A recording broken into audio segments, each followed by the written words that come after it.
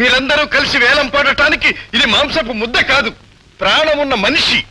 ధర ఎక్కువ పలికిందని మీ వెంట నడిచి రావటానికి ఇది సంతలో పశువు కాదు, సాటి మనిషి.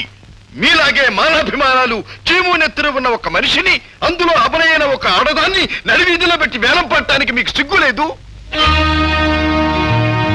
దొరవారికి నమస్కారాలు. ఇందులో తప్పే ఉంది బాబుగారు, ఇది మా ఆచారం.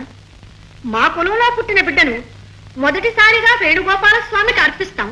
ఆ ప్రసాదాన్ని రసికులైన భక్తులు వెలకట్టి కొంటారు. ఇది తరతరాలుగా వస్తున్న సాంప్రదాయం. సిగ్గు సిగ్గు, ఇదా మన సాంప్రదాయం? అమాయకురాలైన ఒక ఆడపిల్లని పశువును చూచినట్టు రంగు చూచి సుడులు చూచి కొనడం మన ఆచారమా? ఇదే మన ఆచారము, ఇదే మన సాంప్రదాయం అయితే ఇది కుష్ఠ రోగం కన్నా, మన పెరంగి కన్నా మహా ప్రమాదకరమైంది. భూమి మీద పడేదాకా తాను ఏ కులస్థురాలి కడుపున పుట్టిందో తెలియదే. ఆ దైవ నిర్ణయం వల్ల మీ కులంలో పుట్టిన పాపానికి ఈ విధంగా బలికి సిద్ధం చేయబడవలసిందేనా? ప్రపంచం మొత్తంలో ఉత్తమోత్తమైనదిగా పరిగణించబడే మన భారతీయ సాంప్రదాయం ఇదేనా?